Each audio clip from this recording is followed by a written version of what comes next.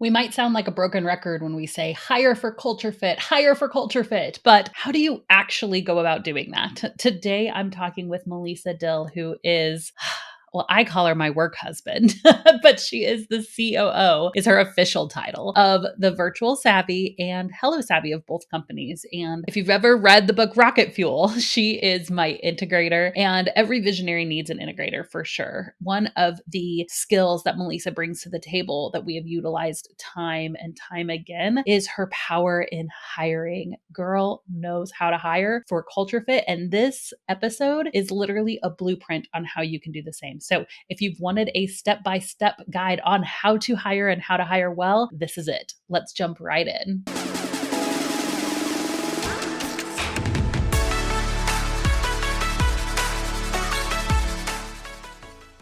MeLisa, I am so excited to chat with you today. Thanks for being on the show. Thank you for paying me very well to be here. I appreciate it.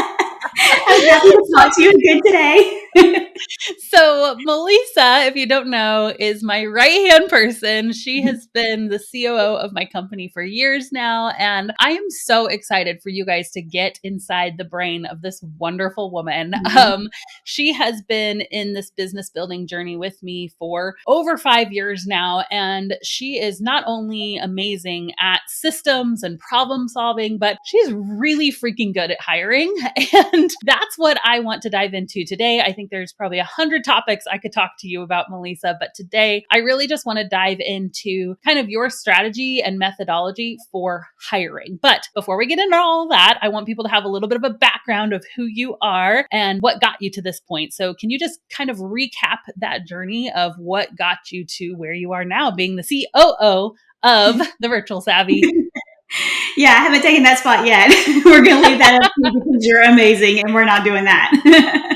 So yeah, I get into details, and so I'm going to try really hard not to do that, okay? So we're going to go straight for it. I do want to go back to my education a little bit though, because a lot of people nowadays are figuring out that success isn't the typical path that it used to be, right? And I don't have that typical path of success of going to college and stuff like that. So out of high school, I went into the military and served a few years in the military, met my husband, we had kids. I was working that 9 to 5 and I was missing my children's journey. You know, I was missing their lives. And I know so many people can absolutely relate to that, you know, missing not the birthday parties, but the parties at school and the events and not being able to hang out with them on field trips. And then even when they get sick, you know, I was basically paying the babysitter to raise my children. You know, I wasn't a part of their lives. And so I was like, I've got to be able to figure out how to stay at home more with my kids. And, you know, the Lord just directed me to virtual assistants. I'm going to skip all those details, but I ended up finding, Abby, your program. It was called the VA Boot Camp at the time. And interestingly enough, you gave me the program. So you remember that? I do. What was it that made you give me the program? Do you want to share a little bit of that? Oh my goodness. I don't actually even remember. I mean, I remember you messaged in and kind of told me a little bit of your story. And honestly, I'm one of those people that I go with my heart, and I just felt like it was just really leading me to do that. And I said, you know what? I'm just going to give this to you free of charge. Here you go. It was honestly, I mean, and obviously life altering, like super life-changing event that happened in that moment. So yeah, so I took the VA boot camp, and literally just like 4 months later, I was sold out of my services minus one little spot. And it was absolutely amazing. But what I figured out is that I didn't actually love VA work specifically. I really liked kind of like what I was doing in my corporate job, a little bit more of the higher end services. And so I found Tina Forsythe's OBM certification, and I took that. And that's whenever you took notice and you're like, hey, what are you doing? And so we ended up chatting about it. And just that following December, I came on as an OBM for your company as a contractor. And then you were like, hey, if you can figure out how to hire yourself, let's do this. And I'm like, who wouldn't want that? I'm working with like the most amazing person on the face of this earth. I do want to work full time from home. So it was an awesome journey to be able to do that. And then here we are several years later, we have the Virtual Savvy with 20 plus employees. We have HelloSavvy now that we're growing with several employees over there as well. And Abby, working alongside you has been just a pleasure. It has been a blessing. It's been phenomenal. Like I've learned so much from you. So thank you for taking me on this journey with you. Yeah. Oh my gosh. There's so much inside of our story that I feel like It we could is. talk about for years because number one, I want to note for anybody out there who is maybe still in like the services side of thing, the way MeLisa showed up is like the reason why I was like, oh, I got to hire you because she literally, we did a discovery call and I still remember, I have a really bad memory. I don't remember a lot of things, but I remember our discovery call and just sitting back because you like took charge. You were like, all right, so here's what I would do for you. And you talked through each part of my business and how you were going to systematize it and what like the systems and procedures and SOPs. And here are the 5 different, or I don't remember how many, but here are like the 5 or 7 different areas. And in each one of these areas, we're going to do this. And I was just like, yes, like you came in as an expert and I was just like, done. I need this. And you were like I call you my work husband sometimes because you literally are the other half of my brain. And if anybody's read the book Rocket Fuel, it talks about that visionary and integrator. And if you're a visionary who hasn't found an integrator yet, like read that book and go out and do what it takes to find an integrator because it will absolutely change your business. MeLisa came on. That was like within the year or two is when we had like our first $1 million year. Like there was so much growth that happened because we got systems in place and because like the crazy visionary that was in my head actually got put into like procedures and systems and it changed everything. So we could do a whole episode on that, but that's not what we're talking about today. So I want to dive into hiring because again, this is just so much of your zone of genius and you've been able to hire people who are literally on our team 5 years later. I mean, people who are like still there. And there's something really powerful that happens when you build a team that has longevity. And so I really want to go through and walk through. I know you've come prepared with the steps. So let's just not wait. Let's dive right into them. If you're going to, start the hiring process, what would be your first step in that journey? Okay, step number 1 is you need to be prepared. So don't jump into anything without a plan, without being prepared. And it starts with really, truly your vision, mission, and values, right? Mm-hmm. People, you hear this a lot in the industry. It's like, oh, you need to have your vision, mission, values, your why, make sure you know your purpose and what you're doing. And it feels very, I don't know, redundant, because people do talk about it a lot. So I feel like a lot of people kind of skip over that. It's like, oh yeah, I know why I'm doing this. I need to make money, or I know what my values are. Well, that's great. That's great that you know it, but you need to get it written down like absolutely in stone, because if you become a CEO of a company and you're bringing people along this journey with you, they don't know where you're going. You might know where you're going, but they have no clue on what direction that you're trying to take. So there's no way that they're going to be able to step alongside you and bring you along or help you along with that journey. So you've got to be able to share that with people. And so that's kind of like the mission and the purpose, the why part of it. And when it comes to your values, if you can nail down your values, again, like like your own values, you kind of where you stand and everything. But if you can share that with other people, that kind of becomes the guidepost of how they make decisions. One of our values here at TVS and HelloSavvy is we practice irrational generosity. So we know that if there's somebody that's in trouble with like a personal situation, we're just going to give them a course, or we're just going to give them something that's going to help them out. And our team members don't have to question and say, hey, is this okay if we do this? They know they have complete autonomy in that decision making. Just go ahead and give it to them. Like, let's bless them. And so with having those values in place, you give your team so much ownership because they know your guideposts. They know what your values are. So it's redundant. You hear it a lot, but you have no idea the value that knowing your vision, mission, and values brings to your team. 100%. Like it is the foundation. And if you do not have a firm foundation, your building will not be strong. Like, and you're going to at some point have to tear some stuff down and go redo the work. So it's so much easier to do it right from the beginning, no matter what stage of business that you're in, is to come up with, your purpose, your mission, your values. There is so much purpose behind doing that in the beginning stages, because you can revisit, and you should revisit it every 6 months to a year, coming back. Okay, do we still feel good about this? Incorporating your purpose and your mission and your values into meetings. There's so much that we could talk about that, but just having it specifically, like you're talking about, as a guidepost for hiring, like it is so important to have those things in place before you're ready to hire. So I agree. Number one, have those in place. What do we have for number two? Okay. Well, before we get off number one, I want to go ahead and talk a little bit, jumping ahead. Share more about that. So we obviously need our vision, mission, and values, but there's a couple things that as you're preparing that, you also obviously need a job description. You need to know, again, like, roles and expectations. Do you want to hire a contractor or an employee? Those are just kind of like the details, I guess, of like, getting that together. And then also your org chart. Again, you have the vision for your company. So you want to make sure that you're sharing that and you're hiring appropriately. One of the biggest mistakes when people get started, when they first decide that they're going to hire, is they hire too quickly. It's like, I don't know, just fix this, just do this thing. You need to have a plan in place.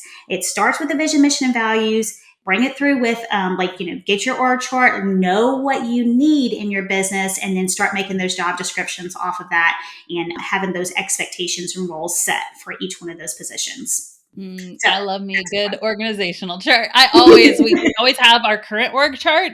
Yep. And then we have and then here's where we see it, 3, 4, 5 years from now. And then that way, like as we're growing and we know, okay, it's time, we'll look at that future organizational chart and be like, all right, which one of these is the most pressing need now that we're ready to hire? And we'll put that in place. So I love that. Yes. Okay. So we've got that settled. Number 2 is looking at our application process. So we need to be able to bring in people, but before we can bring in people, just like what we've already established our vision, mission, and values, right? We need to let people know what we're about. What we've figured out here at TVS is that we hire for culture along with skill. Right. And so this application process is what's going to help us to do that. So Abby and I, we were part of a 2X company or mastermind, and they taught us this. And it's basically like whenever you go to put out a job description, instead of just like kind of like throwing information at people, you create like this sales page. That was transformational for us whenever we started hiring. We had always hired for culture, but being able to put that into a page and have like, hey, this is like what we're about and what we do and what we believe in and how we work. And so we let people in on who we were as a company. And then people were able to get excited about that. It's like, oh, those are values that I have. I really like this mission. I want to be a part of that greater goal. People absolutely, they have jobs to get paid. That's definitely a thing. But they also want to be a part of something bigger. And so being able to share your mission and say, hey, this is what we're doing, that's when they can get excited about it. And oftentimes, you'll get those A players, they want to do something really cool. So, yeah. I love that. I agree. Like it's a lot of times people say like hire for culture, but then you're like, okay, well, how do you even do that? Right. And I do think that it does start with you, obviously knowing your mission, vision, culture, but then when you put it on like a sales page type of like a place, your hiring page shares your mission, vision, all that, even if you don't ask questions about it in the application, what's cool is that when we did that, we started noticing people would talk about it in their applications. And then so we would be able to say like, oh, this person caught on to that. They like identified with it and they said, ooh, I read this and I knew that this was the job for me. Like those immediately bumped those people to like the top of our list, the people that were saying, oh my gosh, I align so much with this, your core values or your purpose. And here's why I connect with that, without us even asking in the application necessarily. They just kind of brought that out, but it started with us actually putting it on a page. So really, really, really good advice. Exactly. You want to be able to connect with people because the reality is, and the beauty is we're all different. Right. And it's like attracting people that share the same fill in the blank as you. And so that sales page definitely helps you to do that.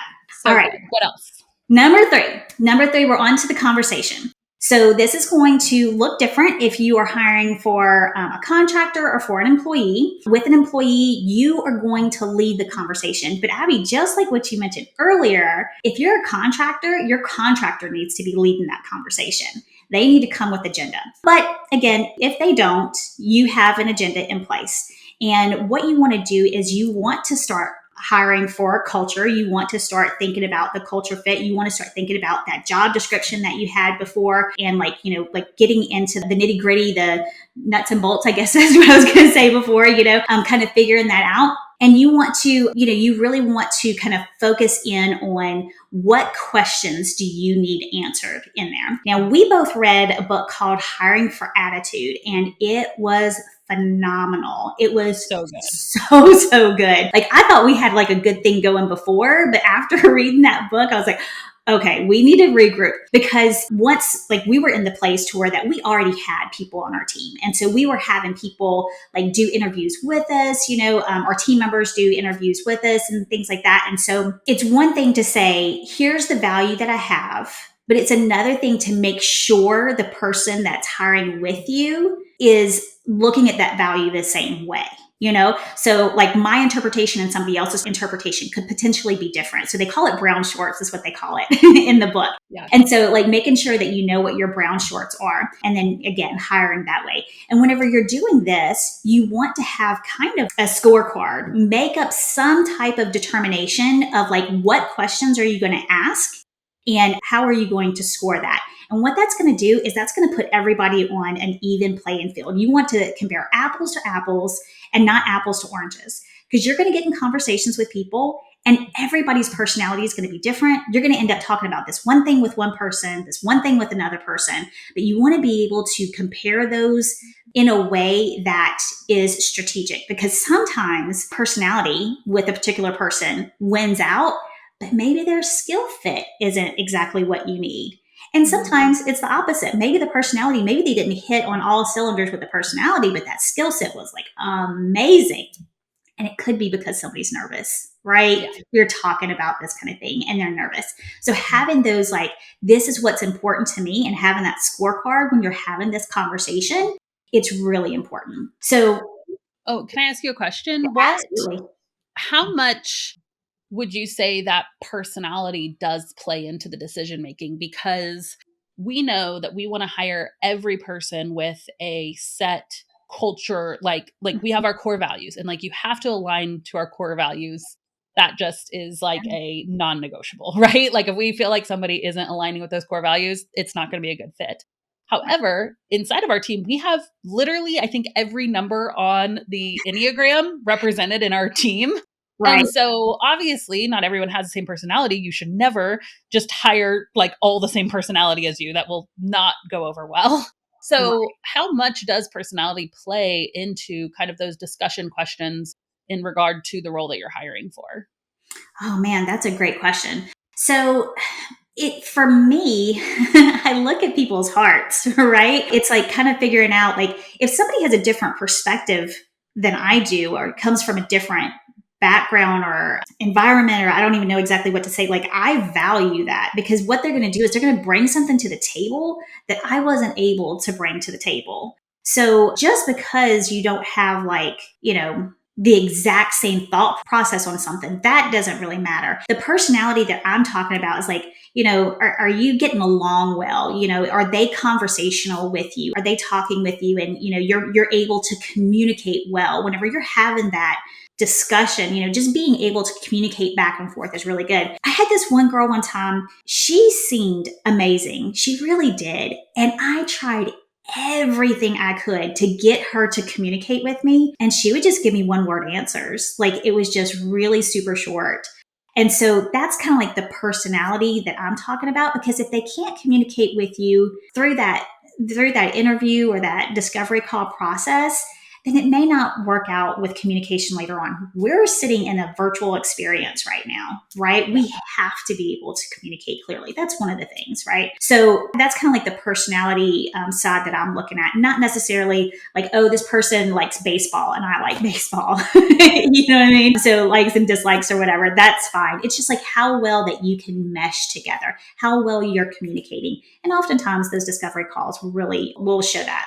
Do you have a standard, like, I almost always ask this question? If not, it's okay. Or is it kind of I do custom each actually. time? I do, but it doesn't relate to personality. The question that I ask is, what do you know about our company? Because I want to know what they have figured out prior to us getting on a call. I want to know, how interested are you actually in this company, or are you just looking for a paycheck? Like, honestly, when people come out and say, like, if I ask, why do you want this position, or, what do you know about this company? If their go-to is, I want to work from home, I almost always like say, thanks, but no thanks. Like, because it is a big, huge bonus to be able to work from home. And we all want that, but like, are you going to resonate with us? Like, are you going to, what's more important? So yeah, that's my question. That's my go-to question. Good. Yeah. I think the right people, like, I feel like most of the people who we've hired will usually answer that question with something about our core values, right? Because it's been on the application page. It's like, oh, well, I really resonate that you guys do this, or I love that you guys do this. And it's not as much, well, oh, well, I want to do this and I want to do this and I want to do this. Like, it's great that you want to be home with your kids and that you want to work from home. A lot of people do want to do that. You can go take our course. Luckily, we teach that. You can go do that if this is only for you. But we want people that are really aligned and connecting with the bigger vision. So I think that is such a great question. All right, what else? Okay. All right. So step 4 is a test project. Sometimes you do get those personalities. Like I said, you're not quite sure. And, this person has really great skill sets, and you've got a couple people that's up there at the top, and they're like, they've scored really closely in your scorecard and everything, and you just don't know how to move forward. That's when a test project, we have figured out, makes the difference. I mean, seriously, it is such an eye opener. People can tell you all kinds of things, right? I can tell you that I can do brain surgery with confidence and all. We don't want that. I can tell you I can create some amazing graphics for you. We don't want that either. MeLisa is not our graphics person. We've decided. No. Although you have gotten better over the years. I will say your graphics are better than they used to be. I can copy, but I can't create. That's the difference in my skill set. So testing those things out, but there's some really important parts to that. And so I want to bring that out. Number 1, make sure it's relevant to the job description. Number 2, make sure it's short. We're not trying to give them like a week-long project or anything like that. It should take them like an hour, maybe 2 hours, depending on what position too that you're hiring for. That's obviously very important. Number 3, set them up for success. I've done this too. I failed at this. And so let me tell you what I did one time. We did have a time where we were hiring for graphics for marketing. And I was like, hey, okay, I want to see what people are going to do for me, right? And that was my thought process initially. It's like, what can they come up with? They know our branding. Our branding is all over our website and our socials and that kind of thing. So what are they going to provide for me? And so I was just very curious as what they would come up with. We had some really great candidates come up with some cool looking stuff that had nothing to do with our brand. And so I was like, I set these people up for failure. That was me. That was not them. I was not clear with what I wanted to hear from them. So in my follow-ups, I was like, okay, here's our logo. Here's our colors. Here's our typography. So your fonts and things. Here are some resources. This is what your guideposts are for this. Make sure you give them enough information to be able to give you a proper project. You know what I mean? And I'm obviously using graphics and that kind of thing. You can shape that around whatever you're needing from them, but give them guideposts, give them direction, and don't set them up for failure. Set them up for success. That's a really good point, because the reality is that you are testing to see if this, especially in an employee environment, which we could, there's obviously nuances with contractors, but you're testing to see if this person is going to be a good fit in your actual company, in like the actual projects you would be giving them. So what would you give an actual employee or contractor? You would give them your font colors, your all the things, you would give them the direction in the task. So I can see 100%, and I'm sure I've made mistakes like that too. I could see like the line of thinking of like, let's just see what they can do. But in reality, you wouldn't really do that with an employee or a contractor. You would give them some kind of parameters. And so I know one of the things we've done is we've actually said, okay, what is an actual project that we would be giving this person in the first, month or 2 months of them working? Can we take, even if it's not the full project, can we take a piece of that and have them do it? Now, are these test projects, are they paid or not paid? We believe in paying. Okay. Especially in the contractor role. Sometimes with the employee role, it could get a little, but especially in the contractor role, this person is putting time toward your thing. And time is valuable. Like we have to just respect people and what they're doing for us. And so, if they're taking time to do this project for us, and even in the employee role, I mean, we always do that. It's like you need to pay them for what they're doing. And again, you're not putting a whole project on them. We're not talking about a $500 type of thing. $25 an hour, $50 an hour, something like that. It's very affordable to be able to do these test projects. Now, it's important too, like I mentioned before, like we've already gone through one discovery call or interview process. We're not giving this to like 50 people. You're narrowing this down. This is like your top three, probably three-ish people. I wouldn't even say five. I'd probably say three. You're just really trying to hone in on who's the best fit for your company. So it's not going to be an expensive thing to pay them at all. And I will say that the investment, like let's say with 3 people, you end up paying, $300 to $500 for whatever it is that you're doing. I'm telling you, it is worth it. There have been so many times that we have been so torn, we cannot decide.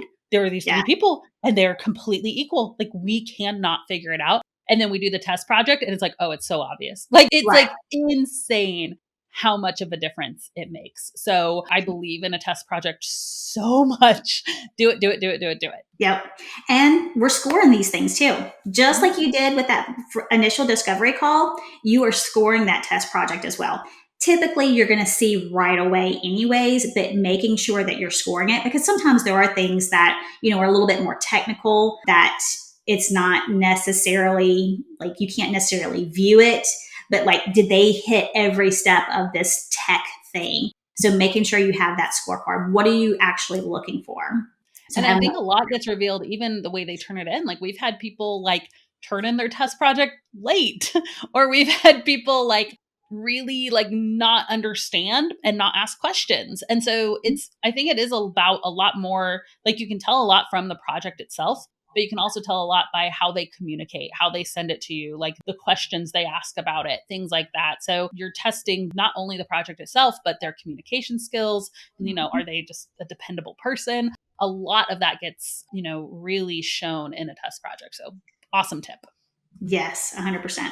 All right. And so step number 5, our last step is actually, nope. Let me go back. Sorry, on the test project. Last thing is we need to follow up. So once you have that piece, go ahead and follow up with them. If it's a no, then let them know. Please, by all means, let them know. If it's a yes, then obviously you can go into the hiring process. If maybe you'll need a second interview or something like that. Usually after that test project, you already know, but I'm making sure that you're following up. So that then is, you're completed. You're now hiring. So good. Yeah. Sometimes we do after a test project, occasionally we'll have like, maybe we did a test project with 3 people. There were 2 that did really great ones. And sometimes we'll do one more interview afterwards if we're still unsure. Mm-hmm. But for the most part, we can tell after the test project. All right. What's next? Okay. So sorry. Now we've made our decision on what we're going to do. Now it's time to onboard them. And so step number 5 is onboarding. Your hiring process is not complete until you've completely onboarded them. So that is our final step in it. And this is making sure that you have all of your ducks in a row whenever you're hiring them. You're going to want to have a training plan for them. You want to be able to bring them on to where that they know where to find, this document, that document, where do they find their passwords, giving them access to everything. whether you use something like Dashlane or LastPass, like we use Dashlane, just giving them access to all of the things that they're going to need in order to do their job well. Obviously, not every team member will need everything. So, divvying out the way that you need to and giving them training on the specific things that they need to, because we're all businesses that work a little bit differently, right? No two businesses are going to operate exactly the same. So how do you want me to do this particular project? How do you want me to do this particular thing? So giving them that training process. And then, introducing them to the team and to your audience, letting people know who they are, and setting those expectations. So after you've onboarded them, after you've gotten them all in there, make sure that they understand what their expectations, and understand that it's going to take about 3 months for somebody to get fully acclimated to your business. There's just going to be, those few steps that you're going to need to take to make sure that they're really working well in the business. And it takes about 3 months to really understand everything. So that's why it's so important. Like, you don't want to just hire willy-nilly, because you're investing in this person, right? So don't make it just, throw them to the wolves. You want to set them up for success. Because it will be better on you financially. Yeah, I remember when we started doing training plans, and again, this is largely for employees, but we still do a little bit of like an indoctrination process, even with contractors, where it's like, hey, so the first couple days for employees, for us, it's usually like anywhere between like 7 and 14 day training plan. I would say it kind of depends on the role and how much we're, teaching them. If they're an employee or a contractor, it's obviously much shorter for a contractor, but like in that very first day, it's going to look almost the same for every person, because we're going over our company culture, mission, values, our employee handbook, like the procedures, like they're getting to know the company. And what's so great is that if you're recording videos and stuff, you can literally reuse those videos for every single employee. And so it is totally worth the time to actually record yourself going through this so that you can replicate it for future employees. So yeah, I'm a huge fan of doing the training plan. Another thing that we do is that at the end of each day, no matter what they've learned that day, no matter what little project they've worked on, during our training plan, I'm pretty sure it's every day. You can correct me if I'm wrong, MeLisa, but like at the end of the day, they meet with somebody, usually like their director or like the person right above them, right? So if they're coming in as a specialist, it might be a director or a senior leader meeting with them. But we actually have them just sit one-on-one and just be like, okay, do you have any questions of what you went over today? So it gives them an opportunity to ask questions if they're confused. So that happens in that first 2-week period, and it really sets the person up for success in the company. So I love, love, love this tip. Absolutely. And just like what you're saying there, whenever you have those one-on-ones, you can figure out like, what are they understanding and what are they not? And then give them feedback on that. It's nerve-wracking always whenever you come into a new company. It's like, okay, do they like what I'm doing? Do they not like what I'm doing? And even for, the employee or the contractor or client, whatever role you want to call it, making sure that they're understanding things. And whenever you see that somebody needs to make a tweak, let them know about it. And if you could take care of that early and, it not be just sitting and festering and rolling or whatever, then your communication will be so much better and your results will be so much better out of that person. Yeah, people want feedback. They really do. And people receive feedback differently. So if you got their Enneagram number, you can literally like look up, and of course I'm reducing a person to a number and I know that, blah, blah, blah. But you can look up, generally speaking, how that person best receives feedback. And so that's been really useful for us as well, is we actually, on our team, we have everybody take the Enneagram test, even if they've taken it before. And then we actually have an Enneagram coach, which I should have her on the show sometime. Her name's Marcy McConnell. Absolutely. And we actually pay for them to meet with an Enneagram coach in their training, in their first 2-week training, just because we've incorporated it so much into our business. But then it helps. It's really like it's for them, but it's also for us, because then we get to know their number and we get to learn things about them. And that helps us with communication of, okay, now we know if I need to give this person feedback, here's the best way to do it, because this is what this test told me. So that's like a little secret thing that we do, but I think it's been really impactful. Oh, that is so valuable. Yeah, we could have, like you said, you need to have more on, because that is such a huge piece of value there.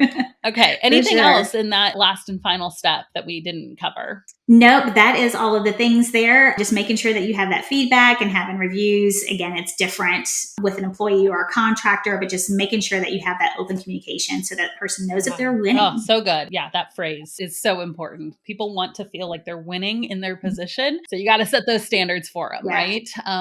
This has been so good. Oh my gosh, such jam-packed information. And I know that people are going to walk away with just a clearer vision on how to hire and how to hire well. I know it's something that you and I are both incredibly passionate about. It's the reason why we're building HelloSavvy is because we want a place for people to hire based off of culture and value and attitude fit. And so I'm just really, really excited to infuse so much of what we talked about today into that platform as we continue to build it. MeLisa, is there any last advice that you would give, overarching advice of somebody who's getting ready to hire for the first time and maybe they're scared? Oh, yes. Okay, so it is. It's really, really scary bringing somebody on. But if you go ahead and get your plan in place, right? We have the fear of the unknown. That is like, that's where fear typically comes from, is we don't know what's about to happen. Like, am I going to be able to pay for this person? Are they going to do well? All those things. And what we just outlined is we did just outline, like, here's the preparation that you need to take.